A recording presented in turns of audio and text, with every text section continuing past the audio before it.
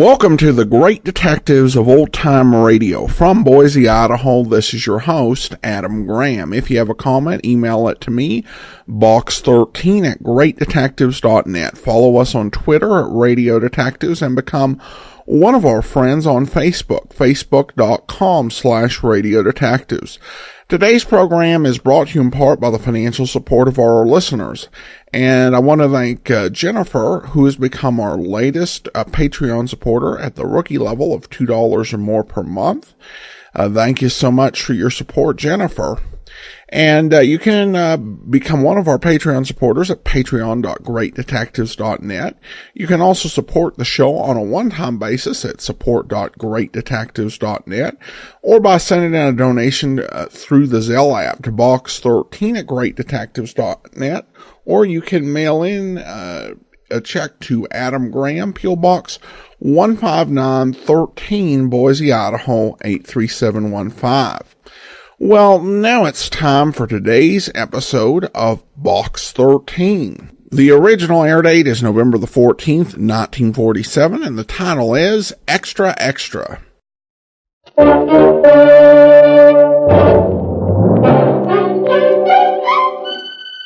Box 13, with the star of Paramount Pictures, Alan Ladd, as Dan Holliday.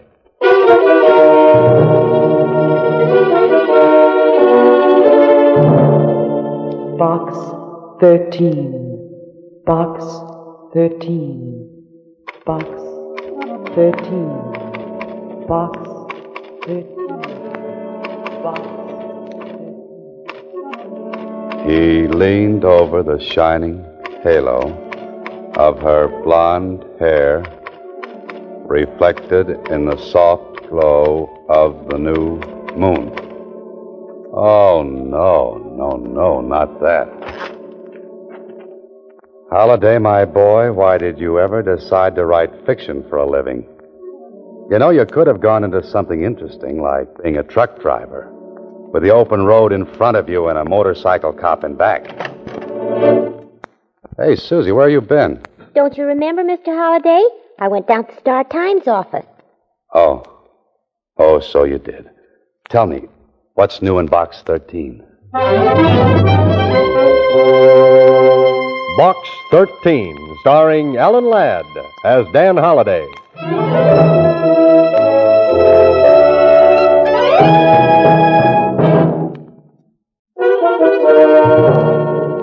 Now for Box 13, starring Alan Ladd as Dan Holliday.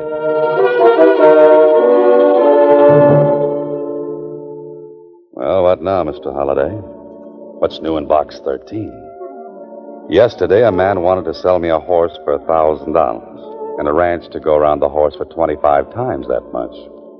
The day before, my ad for adventure brought me a reply from a golf professional who simply wanted to drive golf balls off the tip of my nose. Mr. Holliday. Was that Susie? I said that when a nice young man like you runs an ad, he should get a whole box full of answers. Oh, well, thank you, Susie. He should get bushel baskets full. Well, thanks again. The place should be loaded with letters. All right. Now, what did I get? One postcard. And from a kid at that. A kid? You mean a child? Sure, Here, let me see it. A postcard from a youngster. It's probably a gag. Some small girl selling 10-cent packages of flower seeds for 50 cents. Sell 5,000 packages, and she gets absolutely free a St. Bernard dog. Well, let's see what really is on this postcard. I wrote to you, care of Box 13, because I thought you wanted it that way. I gotta see you right away on a very important matter. I am still doing business at the old stand. Signed, Johnny Moran. Johnny Moran? Why, he's a little boy who sells newspapers on the corner. Hey, Susie, get Johnny Moran up here right away. Oh, I can't do that, Mr. Holliday. Why can't you do it? Because he's here already. Well, Mr. Holliday. Oh, Johnny, how are you, my boy? Why didn't you just come up and see me instead of writing a postcard first? Well, I like to do things sort of businesslike. Besides, it was fun to answer an ad for Adventure Wanted. Did you really do anything, Mr. Holliday? Sit down, Johnny, and tell me what your trouble is. Well, I kind of wanted to see you alone. Sort of private-like. Oh, that man-to-man stuff, huh? Yeah, that's it. Well, where would you like to talk? Well, I thought maybe you'd come down to the corner with me. I'll buy you a drink. A drink? You interest me strangely, Johnny. Come on, let's go. Okay. Oh, Susie, you'll excuse us, won't you? Well, I don't know. You better be careful, Mr. Holliday. Careful. I don't want Johnny teaching you bad habits.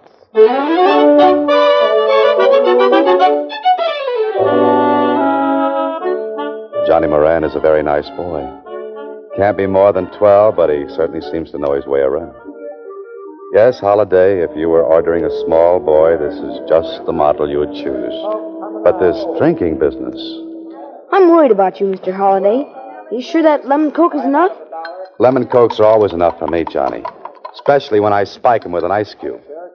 Say, how's your banana split? Well, this one's got a little too much chocolate. I like the last one better. Better finish it, my boy. You want to talk business, remember? Oh, yeah. Well, I thought you might have read about it in the newspapers. Of course, you could have missed it. It was way back on page 5. What was on page 5? Well, here, I got a clipping of the story. Read it.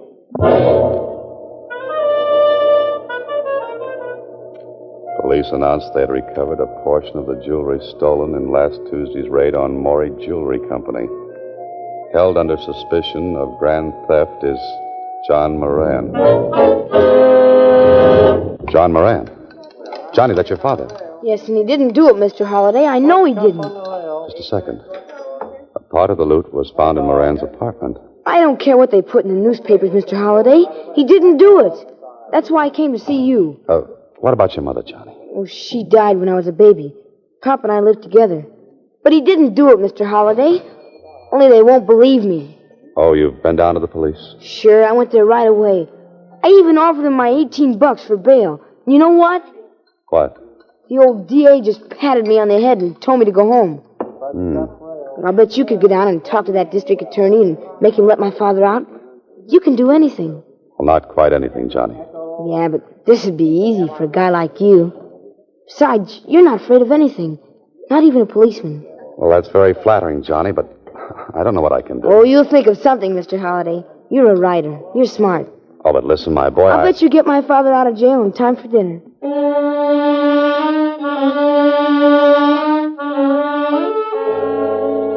Okay, Holliday.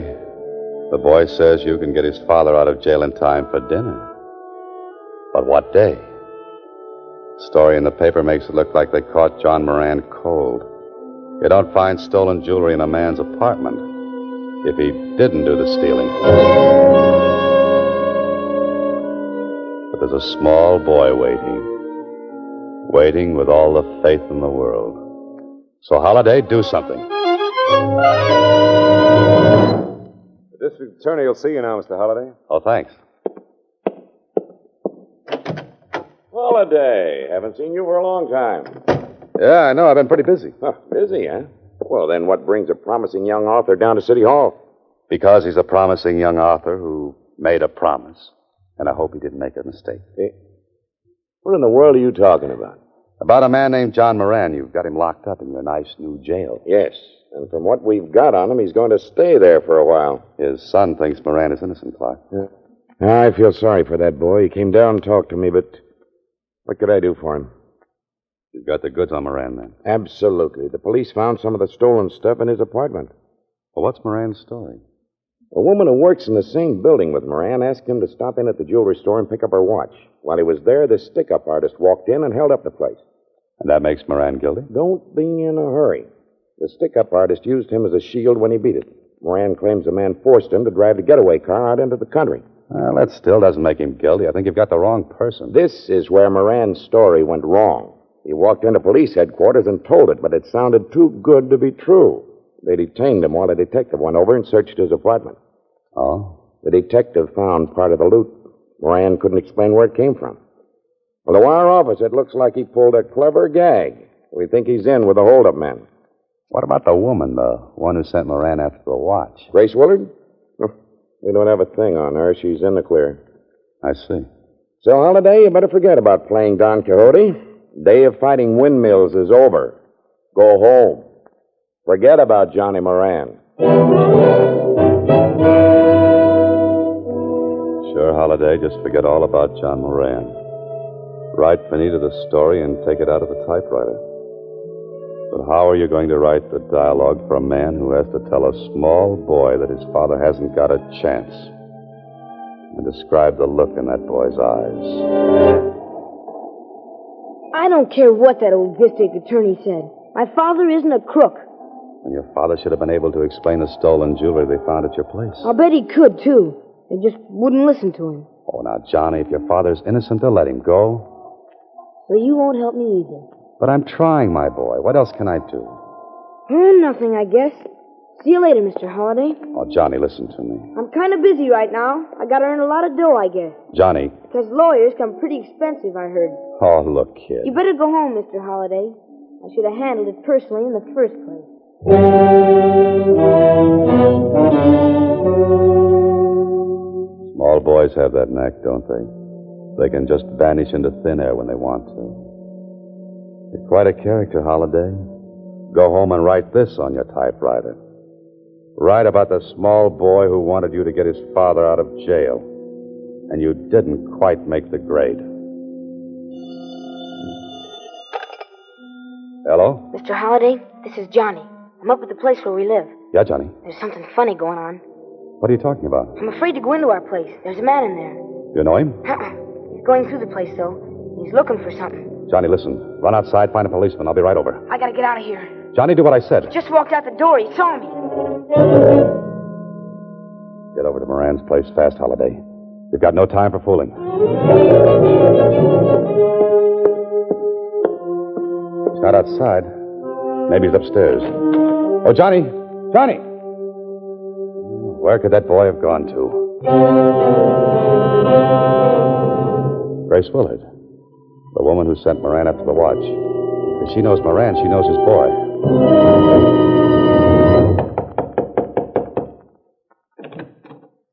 Yes? Oh, Miss Willard? Yes. Well, I'm Dan Holliday. Would you know where little Johnny Moran is? Come in. Now, what's this about Johnny? Well, he phoned me a few minutes ago from his place. There was a man going through it. He saw Johnny making the call. Johnny's disappeared. Yes. You phoned the police? Do you think he's been hurt? Well, the police knew nothing about it. I don't know what happened to the boy. That's why I came over here. I figured that if you knew his father, you knew Johnny, you know. Poor Mr. Moran. I feel so badly about him. You know, if I hadn't asked him to get my watch, this never would have happened. But that doesn't make it your fault, Miss Willard. Oh, I feel terrible about it just the same. And now, Johnny disappearing. He hasn't been here at all? No. Let me think of it. Oh, by the way, I was just having some coffee. Would you care to join me? Grace Willard is a very nice person. Really worried about the boy. Perhaps she'll come back with an idea. Here's your coffee, Mr. Holliday. Now we'll talk. Well, thanks. Did Johnny recognize the man? No, he didn't have time to say. Well, perhaps he found a policeman on the street. He might have gone back to the house. Well, maybe I ought to call back. Johnny's a cute little fellow. Johnny has a father who's in jail. Johnny's quite concerned about his father and would like to set him free. Grace Willard is stalling Holiday. Waiting for something. I don't know if Johnny will get his wish or not. You see, his father looks very guilty to the police. Holiday, you idiot. That coffee was doped. The oldest gag in the world, and you swallowed it. You look sleepy, Mr. Holliday. Are you feeling all right? She looks like a reflection in one of those amusement park mirrors. She's long and skinny. No, she's short and fat. Holiday, get up on your feet. How do you feel, Mr. Holliday? Are you all right? Answer me. Get on your feet, I said. Walk, Holiday. Walk this thing off before it's too late. You look very tired, Mr. Holliday. Let me get you a pillow. Come on, Holiday. One big How do you effort. feel, Mr. Holliday? I Can't make it. You are listening to Box 13, starring Alan Ladd as Dan Holliday.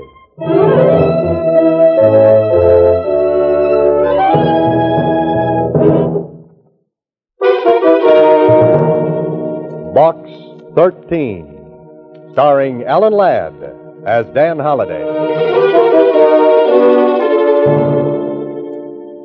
Oh, take it easy, Holliday. Take it easy. Turn slowly now. Maybe your head still is connected to the top of your neck. That's better. Better. What am I saying? Where am I? An alley. Oh, fine. Dan Holliday, author, found lying in an alley between yesterday's newspapers and tomorrow's trash. What you need right this minute is a quick change, a fast bath, and a little chat with a district attorney. I've got a man going up to the Willard woman's place right this minute, Holliday. Thanks, Clark. This ties her up with the Moran case. Sure, else why would she give me knockout drops and have me dumped in an alley? I'll bet anything she's disappeared. But why just knock you out? Why not dispose of you permanently? I don't know, unless she was trying to kill time. Enough time to get something done. Well, you can't do anything now. If she's disappeared, she won't stay lost for long. My men will bring her in. Don't let her give him any coffee. She'll be out again. Pardon me. District Attorney's Office, Clark speaking. Yes? Where? When? How is it? Thanks. I'll see you later, Clark. I want to go over and see Johnny Moran. I don't think you'll find him at home, Holliday. Why not? That was the hospital who just called. Johnny Moran was brought in a while ago, the victim of a hit-and-run driver. And on top of that phone call about Johnny Moran is another one. Grace Willard checked out of the Wharton Hotel an hour ago. So, Mr. Holliday, they got you out of the way long enough to get to little Johnny. A small boy in a hospital. Me with an aching head and an aching feeling that something is very, very wrong. I think this is it, room 809. Johnny? Oh, Mr. Holliday. How do you feel, kid? Kind of banged up. Yeah, I know. The nurse said you weren't to do too much talking. So just let me ask a couple of questions. It wasn't an accident, Mr. Holliday. He did it on purpose. You sure about that, Johnny? Yeah. I was walking down a side street. He had to swing way over to the wrong side to hit me. Johnny, did he look like the same man who was in your place? I didn't get a good look at him. He was bent down way behind the wheel. Well, could you give me just a hint? Was he tall, short, thin, fat? All I know is... Yes? Johnny. Johnny.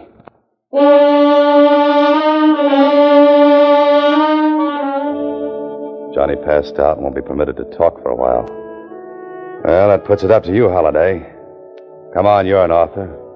You write hundreds of situations like this one. Think. The boarding house where Johnny lives. Maybe the landlady saw the man. I certainly hope so.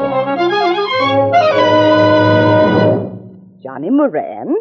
Yes, I saw him come home, but it was quite some time ago. Oh, did you see him leave? Yes, he went upstairs. I heard him on the telephone, then he came running down. Who was the man chasing him? Chasing him? There was no one chasing him. Are you sure of that? Well, of course I've been here all the time. Oh, poor little fella. Don't know what's going to happen to him, what with his father and all. This doesn't make sense. I beg your pardon? Oh, nothing. You see, Johnny called me, told me there was a strange man in his place. The man saw him, he hung up the phone and disappeared. But I saw no man. Are you sure? Only Joe Coakley, but he's one of my roomers. That is, he was. Was? When did he move? Today, just after Johnny left. Was he upstairs while Johnny was there? Why, yes. Yes, he was. Was he a friend of John Moran's? Oh, no, he never spoke to anyone. Stayed in his room all day and went out at night. Oh, one of those night flyers, huh? Could I see the room he occupied?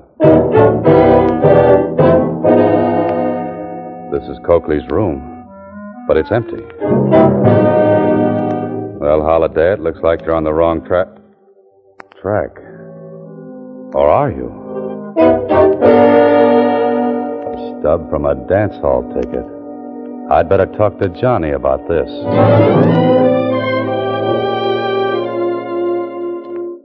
Johnny, the man who came out of your room, was he about my height?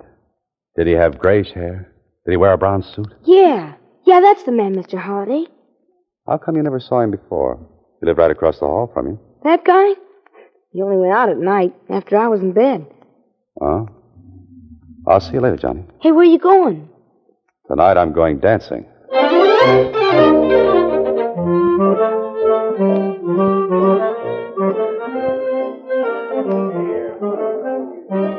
This is a very nice place, Holiday. Admission 60 cents, which includes an evening of dancing. And from the looks of the customers, they're trying to get their money's worth. Like to dance, fella? Who, me? You ain't not twins, are you? No, I'm sorry. I'm afraid I'm a very bad dancer. Oh, you let me be the judge of that. Come on, kid. You look good to me. Oh, wait a second. Say, isn't that Joe Coakley over there? Oh, you know Joe? Yeah, and the girl with him. That's his girlfriend, Grace Willard. Oh, thanks. I'll see you later. Hey, where you going? This is it, Holiday. Only what are you going to do? They're leaving, and if you stop to make a phone call, you'll lose them. And I wouldn't like to lose that man. He's the one who hits small boys with big automobiles. They're going into that apartment house. This begins to look like the final chapter. Now to make a fast telephone call to an old friend, then better to get to the payoff.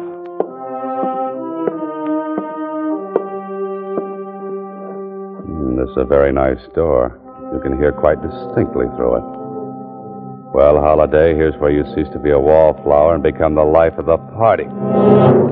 Joe! Holiday. Put up your hands, fella. Sure. Close that door, Grace. Well, here we are. Aren't we? What are we going to do? You finish packing that junk, we'll figure out something. Can't let him stay alive. Finish the packing, I said. Too bad I didn't use poison in that coffee I gave him. Quiet. I noticed you were packing. Going away someplace? What do you think? And get away from that bag, Holiday. Oh, that's the stuff that was stolen from the store, huh? None of your business. Oh, going away together? You and Miss Willard? Maybe. Mm-hmm. You pull that go down and pick up my watch routine in a lot of cities, huh, Joe? Make him be quiet, Joe. Hey, Joe, who was the girl who worked with you before you met Grace? You know, the one who lived in Cleveland, or was it Chicago? I always forget. Come on, Joe. What happened to her? Shut up, you. What happened to her, Joe? Or the girl before? How do you know there was another girl, Holiday? Well, Miss Willard, you don't think you're the only one, do you? You're crazy. Yeah? Ask him where he was last night. Don't pay any attention to him, Grace. He wasn't with you. Know where he was? How do you know he wasn't with me? The stub of a dance hall ticket I found in the other room. It calls for only one admission. You shut up, I said. Just a minute, Joe. Were you down there last night? Were you dancing with that blonde again? Suppose I was. So what? You've got a lot of nerve. You had me set up this whole deal. Had me find John Moran to play sucker for us. Had me frame the business of picking up my watch. I timed it out perfect for you. What do? You got dancing with a blonde. Grace, be quiet. This fellow's up to something. Me? Now, what would I be up to? What about that other girl he talked about? What happened to her, Joe? Why don't you tell her, Joe? Cut it out, will you? Did she plant stolen jewelry in a sucker's room like I did to Moran? Grace, listen. Yeah. I'm listening. Go on, explain. Holiday, where are you going? Just opening the door. You see, I'd like the district attorney to hear the rest of your explanation, too.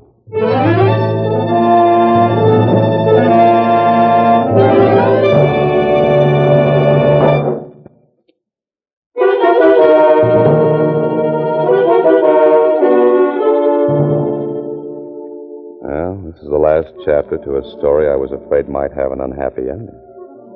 But Johnny Moran's father is free. The district attorney has Grace Willard, Joe Coakley and the stolen jewelry, and Johnny? Johnny is out of the hospital. Mr. Holliday, What did you say, Johnny? I said you might have been killed going up to the apartment like that. No, I was safe for the DA just outside the door. Gosh, and you figured it all out by yourself. No, you helped, too, when you telephoned me.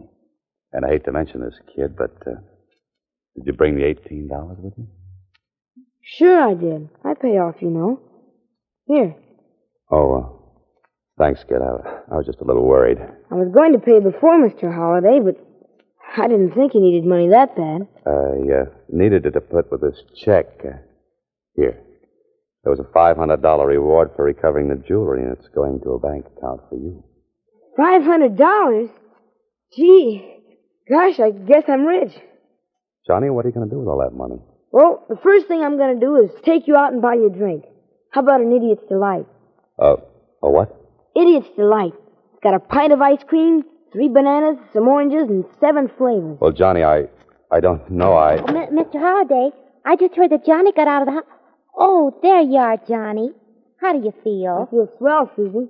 I just invited Mr. Holliday out to have a drink. He can't go out, Johnny. He's got some very important work to do. Well, gee whiz.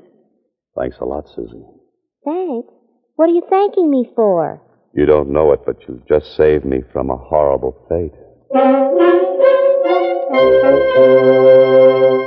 Next week, same time, Alan Ladd stars as Dan Holliday in Box 13.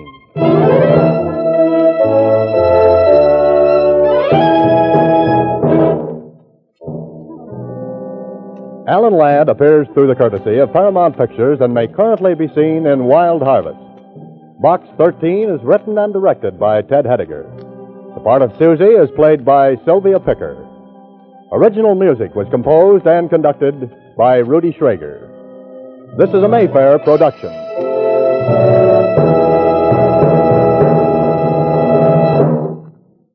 Welcome back. Well, not a bad mystery, and I think that Dan showed some really good, quick, on his feet thinking at the end of the episode in order to get the criminals to turn on each other. And of course, we get Gerald Moore playing a heavy, as he typically did in Golden Age radio programs.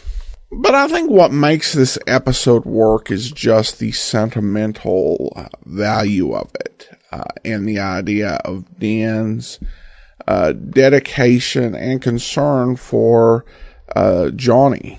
And you will have a lot of the detectives we feature on the program who will have this very strong affinity for kids, particular kids. And it's not something that you see as much in modern fiction, particularly the way that it's talked about in this episode, where there's this hint with Dan of having paternal instincts towards Johnny. And generally, the heroes of these series, whether they were private detectives or newspaper reporters or writers, lived these very hectic lives which didn't include family. And there were reasons for that were both related to the type of work that these characters did, and also to the needs of the industry. Having a lead character who is available does have some benefits in making him more appealing to a certain population. But Golden Age radio programs did tend to have characters have these moments where they thought about the idea of marriage and even kids. It wasn't something where they went like too deep and heavy on, certainly, but it was something that they explored and discussed, which is not something that I think a lot of modern shows would look at, this idea of longing for marriage and family. If they'll do anything, it'll be a longing for a relationship with a certain person, but again, no eyes on marriage, and certainly not generally on kids. So it's a different sort of approach here. All right. Well, listener comments and feedback now. And we have a few comments from Facebook. Bill writes, "Hi, Adam. I had a couple of chuckles from this episode, aka Blackmail is Murder. First, the woman was from Muncie, Indiana, which is my hometown, and has been known for unusual residents that make the national news. One was an alcoholic woman whose treatment for an ingrown toenail on her big toe was to shoot off the toe with a 12-gauge shotgun, and another was a bar owner whose solution for collecting an outstanding debt from a friend was to beat him up, steal his false teeth, and hold them until the debt was paid. I don't know if the writers knew of this and were having a bit of fun, or if it was a coincidence. Either way, it was a fun episode." Well, thanks so much for those stories, and if I ever meet anyone from Muncie, I'll be very careful about crossing them. Joey commented that he agreed with Mrs. Marsh that solving crimes for book ideas instead of money is silly. Bill pointed out that Dan would make more money off of a book than he would from getting money from the old lady. And Joey says, "I agree, but why not do both in case the book is a flop?" Well, in answer to that, I think one thing to consider with when it comes to a lot of these cases, if Dan took them on for money, he would essentially be doing private investigation work. And that can be problematic if you're making money as a private investigator, because then you have to do licenses and all sorts of things in order to get and maintain a license in most states. Whereas meddlers, you just don't have to worry about it. You know, you can just meddle to your heart's content. So I guess that would be the benefit of that particular approach. And one other reason not to try and collect money. And Joan writes, "I always like Dan, aka Alan Ladd, in Box 13. Well, thank you so much for your comment. A reminder that our party for Andrea's business is coming up tomorrow, where you can purchase great hair clips in a whole variety of styles. Just go over to ashira.greatdetectives.net. Party will start tomorrow, 7 p.m. Mountain Time. I do want to go ahead and thank our Patreon supporter of the day. Thank you to Donald. Donald's been one of our Patreon supporters since February, currently supporting us at the rookie level of $2 or more per month. Thanks so much for your support. And join us back here tomorrow for It's a Crime, Mr. Collins. And then we'll be back next Monday, another episode of Box 13. In the meantime, send your comments to box13@greatdetectives.net. Follow us on Twitter at Radio Detectives and become one of our friends on Facebook, facebook.com/Radio Detectives. From Boise, Idaho, this is your host, Adam Graham, signing off.